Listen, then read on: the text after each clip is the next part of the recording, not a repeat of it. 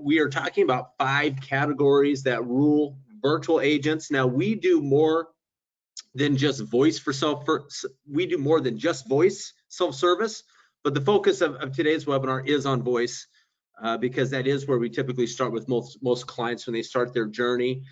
We support more than 100 self-service applications across 12 industries. We leverage the very latest in conversational AI capabilities, so it lets us go really deep into complex call types you wouldn't even think could be automated. But after building more than 100 of these self-service applications across all of our clients, one interesting thing we've discovered is that we can bucket nearly all of them into one of 5 distinct buckets. Now, usually the first question that we get from a contact center leader is where to start their conversational AI automation journey. And it typically ends up being interactions that fit into one of these 5 buckets. So we're going to explain these 5 buckets. We'll share some real world call examples for most of them, so you can get an idea of what we're actually talking about. For those who are joining in and you've never heard of Smart Action, our host just gave us a great introduction. I don't think that we need to belabor any of that. It's just suffice it to say you're sitting with a company that's coming to the table, not just a technology provider where we're selling software licenses and seats and just throwing them over the wall to customers and ask them good luck on your journey. We actually operate the AI-powered CX for more than 100 brands. So we deliver the full conversational AI technology stack, and we bundle that with end-to-end CX services, and that does mean everything designed to build ongoing operations. So we've done a lot of journeys from press 1 to how can I help you today. So we will enough about us. Let's jump into what we're talking about. This just sets the table for the context of what we are referring to.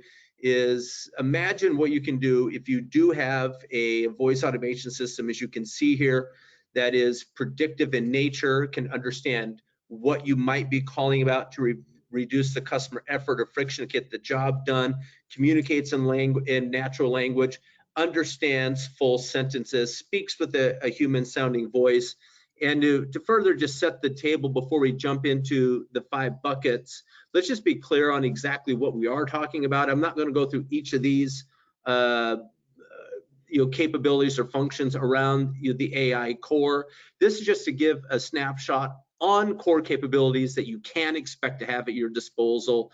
Essentially, all the skills needed to mimic live agent behavior, minus human judgment, complex critical thinking, empathy, things along those lines.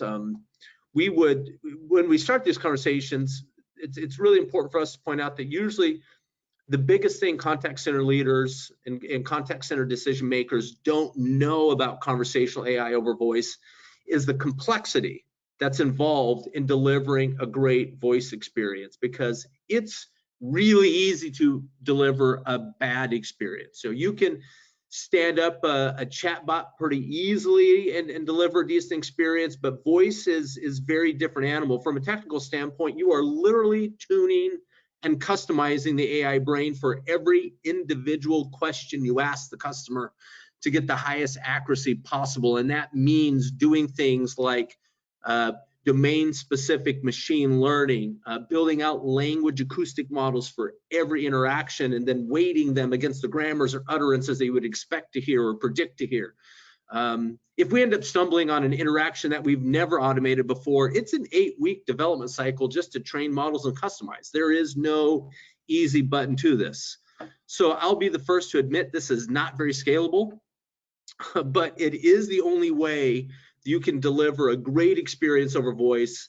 And that's before we even get to all the other elements involved, like a human-centric CX design, establishing handling rules and swim lanes for the virtual agent for the perfect experience. And then, as Marilyn will chime in about all the monitoring and reporting that goes into that process of iteration to improve over time.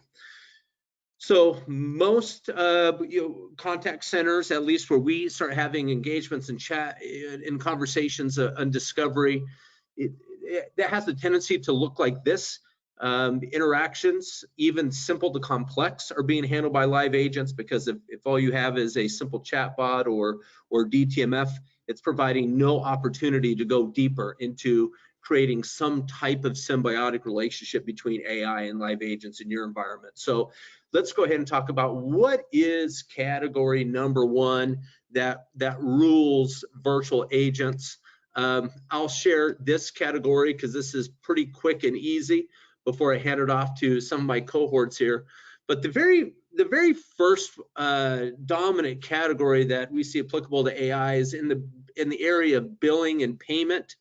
That might seem like to some extent like a no-brainer, but AI goes a lot deeper than just billing and payment. There's a lot of offshoots off of that are more complex. Maybe starting with or getting into partial payments, negotiations.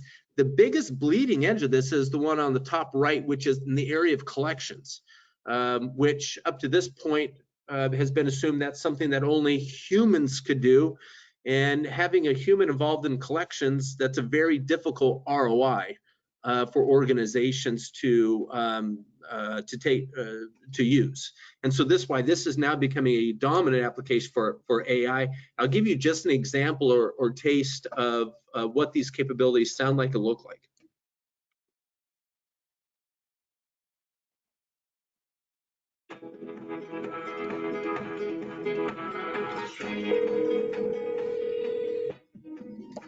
Hello? Hello, this call is from Nations Healthcare. Your account requires immediate action. Is this the residence of Jennifer Moore? Yes. Am I speaking with Jennifer? No. It's very important that I speak with Jennifer regarding their Nations Healthcare account. Is Jennifer available to speak? Yes. Okay, I'll wait. Hello? We have important information about your Nations Healthcare account. Due to the sensitive nature of your account information, we will need to verify your identity for security purposes before proceeding.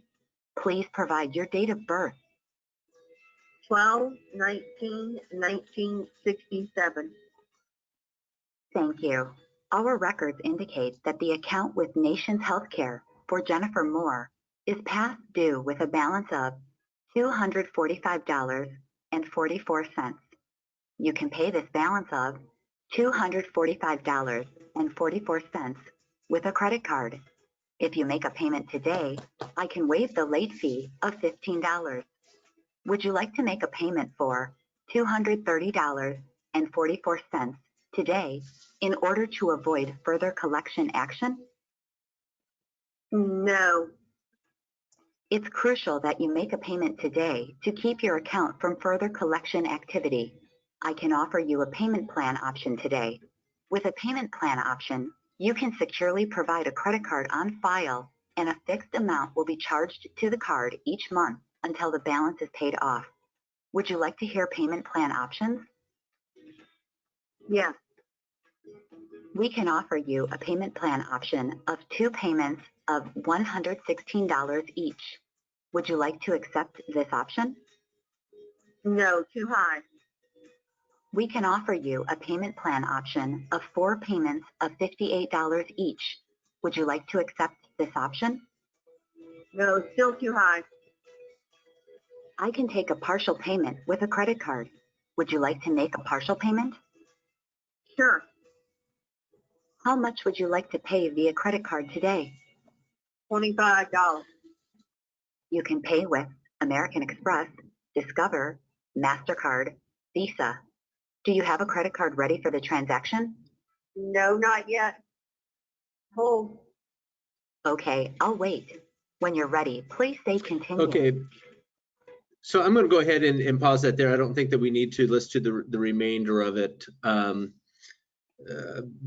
I think that you get an idea of how transactional those calls actually are, that they don't require human judgment or complex critical thinking on a part of a human to do that call, which makes it a perfect use case for AI automation. So let's jump into category number 2, and I do want to encourage, as you have questions or comments as we go along, please just chime that into the chat box, and then Erin is monitoring that and she will jump in as we move along.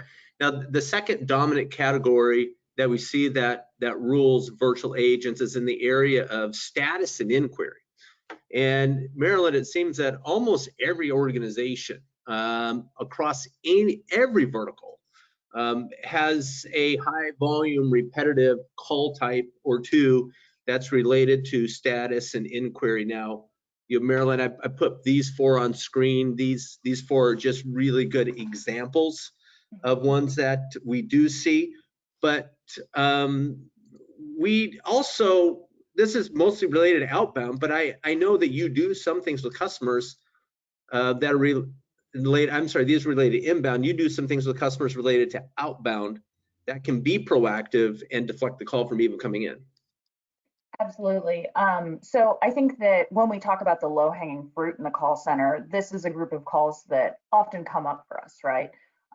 This is something that we can query an API and get a response. Yep, your order has been, shipped. Your order is being processed. These are answers that are pretty easy for us to provide through an automated voice solution. The outbound approach, though, is actually really interesting. We have the opportunity to even prevent the phone call in the first place by proactively notifying the customer, hey, your claim status has changed over to under review, or your credit card balance is getting a little bit close to the limit. Those are the kinds of things that with an outbound call, we can actually prevent the inbound call in the first place. And it's just another way to think about this really important category of phone call. Right.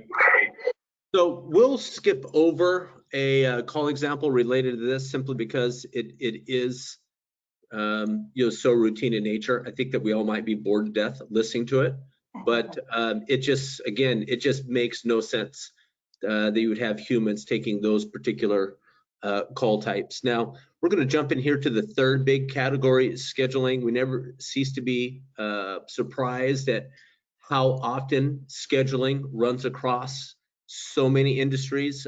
We do this for a number of customers in different industries. Penske on screen is just one example.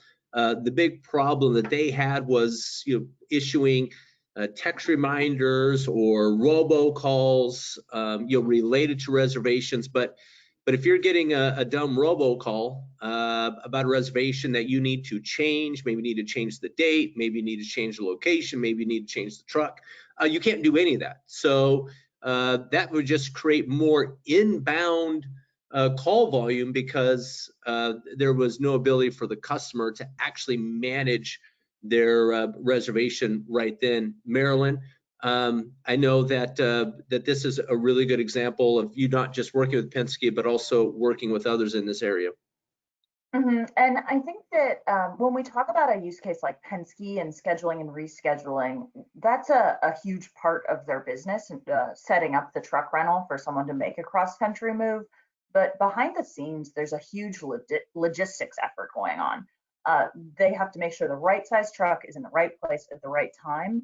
And that's a really big cost for them, especially if somebody is a no-show at the last minute. So reaching out with a proactive call where you can actually reschedule or add on additional components to your planned reservation was a huge game changer for them. They know more about their customer and their customer's plans for this move than they did before. And it saved them money through not needing to roll a truck out to Chattanooga when really they didn't need that truck to be there. They could have sold it in another market. So the ability to do this rescheduling in an automated fashion and with some of those upsell opportunities as well has been a huge game changer for them. So let's go ahead and listen to one example. This is not an example from Penske. This is an example from another client we support, HomeServe, which is related to identifying what the intent of what the problem is, and then working through the scheduling. This call type is a real call. I think that we skipped ahead over the capturing the intent or jumping straight into the scheduling portion, so you can get to hear what that sounds like.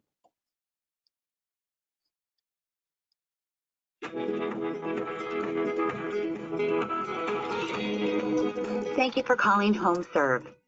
Let's go ahead and book your heating tune-up. Is your property located at 1345 East 1st Street? Yes. Great. The soonest appointment I have for you is Friday, October 18th and Monday, October 21st. Please tell me your preferred appointment date. Make it October 22nd. Got it. The closest appointment I can find for you is Tuesday, October 22nd, 8 a.m. to 12 p.m. That's fine. I'll be waiting for them. That's perfectly okay. Great. I just need to collect more information before scheduling your heating unit tune-up. What is your mobile phone number? My mobile phone number is 718-8468. That's my cell. Was that 718-8468? That's correct. Any updates or changes will be sent to you via text message. Okay. You're all set. Your appointment has been scheduled for. All right. So Mark, let's jump in here to category number 4. We have 2 categories left to cover. This one that we refer to as intelligent front door.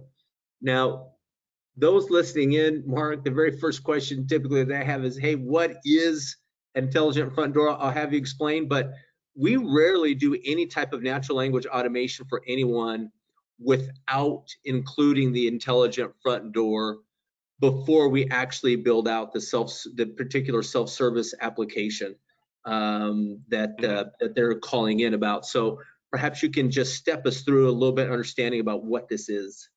Sure. Thanks, Brian. Yeah, an intelligent front door is a metaphor for your house or your business, right? So we are the first entity that your customer will interact with as they come to the front door. We will greet them and say, hi, welcome to AAA or Penske, or thank you for calling DSW. How can I help you today? So the front door aspect of an intelligent front door is that we are the first entity that the customer interacts with, and then we can take that conversation where it needs to go, whether we can route that conversation into a use case that we've built out for you, or we need to get that caller to a live agent. So this is a much better user experience than, say, if a caller goes into a push button IVR first, and that's the front door. So they hear a robotic voice, and then they press 2 for a certain menu item, and then they're routed to us, and then they hear a different voice, which sounds more human-like. That just gets to be a really clunky user experience. So what Brian is saying in terms of always thinking of us as the front door, it allows your customers to have a very consistent customer experience as they come through all the use cases that we can provide to them, giving a consistent voice right up front that sounds empathetic and human-like at the front door. The intelligence piece of it is capturing the intent of that caller. What is the tension that they're dealing with that we need to relieve? And we are very skilled at crafting that conversation with psychology in mind, such that we do relieve that tension right away, and we give the caller some reassurance before we start barraging them with an interrogation about who they are and what's their customer number and all these other things.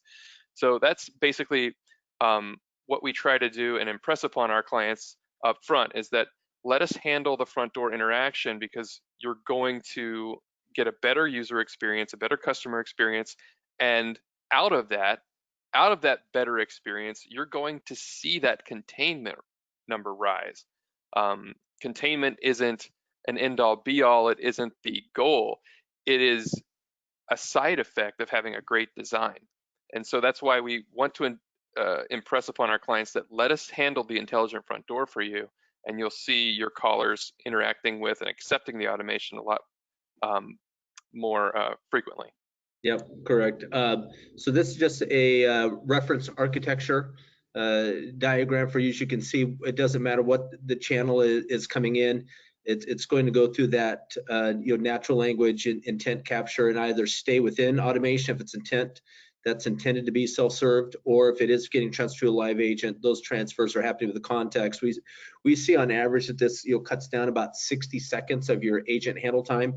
A good example on this intelligent front door, I think, would be like an Electrolux, so the second largest appliance manufacturer in the world. They needed a virtual agent that could understand intent without sending somebody through a long, lengthy DTMF phone menu, authenticate, and then transfer to the right agent. But the other piece, that element that's really important for them, is they want to capture product registration on any customer coming in that hasn't registered their product. So when we do the intent capture, when we do the authentication, we can do a data dip to find out, is their product registered with Electrolux? If it's not, then the virtual agent can go ahead and attempt that product registration right there before it even gets transferred over to the live agent. And by doing so, that cuts an additional 2 minutes of time off of that interaction. So that is a great point, Brian. I just want to emphasize the predictive nature of what you just described. So because we have access to the data about that customer, we know before they even say it that they have a product to register, or let's say they're in a situation where their bill is past due. We can predictively say, you know what, let's see if we can nudge the conversation in this direction to satisfy your business needs before we go on to the next intent of the caller. Yep, great point, Mark. We have 5 minutes left. I have this example of an intelligent front door from DSW. I think that we can skip this for now, and we can come back to it during the Q&A at the bottom of the hour if anyone within the audience wants to hear what that example sounds like. Let's jump into the very last category, which to some degree is the broadest category in this sense. We call this triage plus action. And that triage plus action, when you think of triage, you may not think of that kind of as a contact center interaction term. You may think of that more as a medical term, and it's true. But in a triage scenario, you have to ask yourself what's actually happening there. In a triage scenario, is you're asking any number of questions and gathering information so you know what outcome or action needs to occur. And so we find an enormous amount of transactional call types within the customer service arena, across contact centers, where there's this very common repetitive triage action that takes place, where we're asking a few questions, gathering information, then taking some type of action. That action can sometimes be transferring to a live agent. That action could be triggering something within a CRM or an RPA job. Marilyn, one good example is AAA. Mark, I'll come to you on choice in just a minute because it's very different.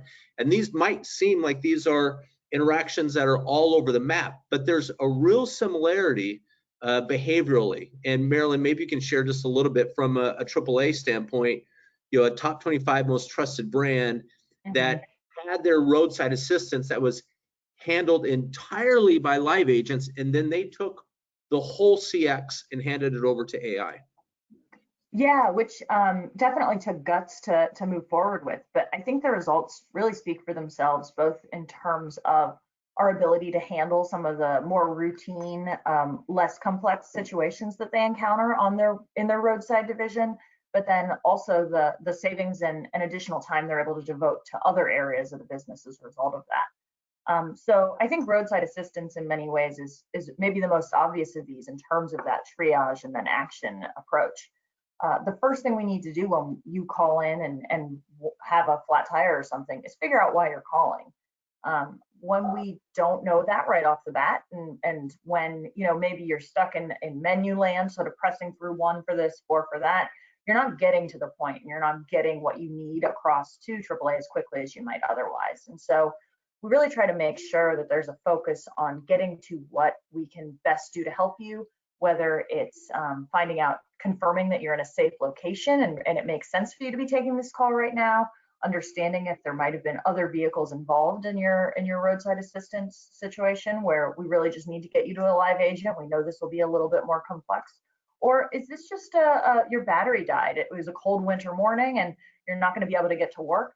So we need to just make sure that we're dispatching someone to you as quickly as we can.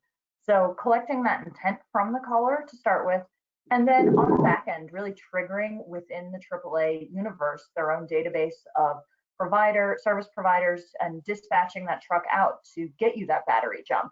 Make sure that you're able to get back on the road and to the place where you need to go. Thanks, Marilyn. Mark, I'm going to throw this to you. This will just be the last example that we share with the audience before we go to next steps in Q&A. What Marilyn just described was an example where the virtual agent contains the entirety of that interaction end to end. Choice Hotels is a very different example. There's a lot of similar behaviors involved with the reservation, but what's different about Choice Hotels is that the intention is not for the virtual agent to contain everything. This is more of kind of a symbiotic relationship between the AI and their live agents. And for those that don't know, Choice Hotels, the second largest hotel franchisor in the world. They're the umbrella brand for nearly every budget hotel chain out there. Mark, tell us a little bit about what's going on. Right, thanks, Brian. Yeah, when Choice came to us, they said, hey, look, we really want to give our live agents the best possible success setup that we can do. So we want to gather some information from the caller, but we want that sales interaction, if the person's booking in a room, to end up with a human agent so that they can maybe upsell or fine tune the intricacies of the sale at the very end of it and take that credit card and book that reservation.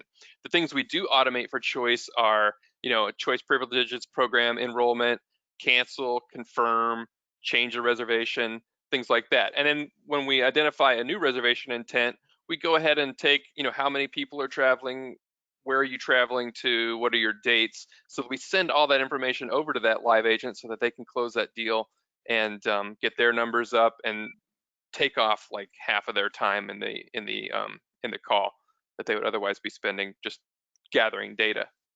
Yep, right. Again, one of those, just the whole upfront of any reservation call is very transactional in nature. So what we will do is we're kind of at our time post here at the bottom of the hour. We will hold on as long as needed for Q&A, for as long as you have questions to let's see how well you can stump Mark and Marilyn. As far as next steps go, you can see on screen, there, if you do want to reach out and get in touch with us for a deeper conversation, that's info@smartaction.com. We find that most generally start down one of two paths. One is just simply just requesting a demo. We're likely already supporting dominant use cases in whatever vertical you're in. You may want to hear what we're doing for players in your market that are adjacent to you, and then you have that experience firsthand yourself. Or we do what's called a free AI readiness assessment. And what we do is that's when we actually sit down with you. It's a free consultation. We just identify what are the call types or chat types that are perfect for automation. What are the thresholds on volume and behavior to know that you would get a fantastic ROI. That really is just finding out, is there a fit, and then get that idea of your expected completion rates and call volume deflection to know what would be that expected ROI. So with that said, Aaron, I know that we can jump into the Q&A. Those that are attending, we will let you know. We will follow up with you with the on-demand version, perhaps tomorrow after it renders. So someone will be in touch with you with that, so you can share with stakeholders if you want to go a little deeper. But with that said, Aaron, we can jump over to Q&A. I don't know if you have anything that's come in on your side. If not, I can pepper Mark and Marilyn with a couple of our most popular questions that we get if we need to seed the audience a little bit. Fantastic, Brian. Thanks for this presentation. Before we jump into the Q&A, I do want to just remind everyone that we are recording this session and it will be available for them to watch within the next 48 hours, just as Brian was telling you. I will also be sending out a feedback survey when you log off, so help us make our webinars better and tell us what you thought about today. All right, so I'm looking through the list here and it looks like we don't have any questions on this side yet, Brian, so you have some on your end, you said? So I mean, what I can do is I can just throw a couple of our most popular questions that we get, and then if the audience warms up to wanting to ask some, then we'll chime in on those, and then if not, we can just send everybody home. But of course, one of the most common questions that we get that comes in has to do with the black box of your ongoing operation. I think most have a sense of understanding, hey, there is a build process, of customizing any particular automated interaction for whatever is domain specific to them. But the real black box is, well, what does this look like from an ongoing standpoint? What is required? What is that heavy lifting? And Marilyn, and you have a whole team that the entirety of the job of your team is what happens after go live, because once you have started this, your conversational AI, once you have gone into production with a conversational AI application, your journey didn't end. This is not like IVR where you on a single day you design, build, and you're done, and its first day was the best day it's ever had. In the case of conversational AI, these are conversations with machines, which isn't easy, and that means a process of iteration over time. Absolutely. And I think that calling this a journey is exactly the right way to frame it. We, of course, are going to start the journey with a really comprehensive design that we think is going to best fit the customers. But on day one is when our team really starts to dig in, take a look at the application statistics, and begin to identify areas for improvement. Hey, here's a customer type that we just hadn't even thought of. This is someone who came into the platform and started saying stuff that we simply didn't account for during design. No matter how thorough we are at that stage, we're always working in a little bit of a silo. We aren't working directly with customers to produce that design. And so even bringing all of our best practices to it, we know that there's going to be more that comes up for us. And it's the process of identifying those opportunities for improvement and continuing to refine some of the speech recognition, grammars, things that we talked about earlier in this conversation that really makes the difference in terms of implementing a solution like this. In addition to the customer success team, who's really focused on the value that we'll be providing to you through the application, we also have a customer insights management team. They're responsible really for the care and feeding of the application. We know that working with your customers is really working with one of the most valuable parts of any business. And we take it very seriously. We have all of the monitoring, alerting, reporting, updating that we need in order to feel really confident in saying that we're taking good care of these folks who reach out to you for help or for an update or just for an order status. And that's something that we take very seriously and have a robust team to back up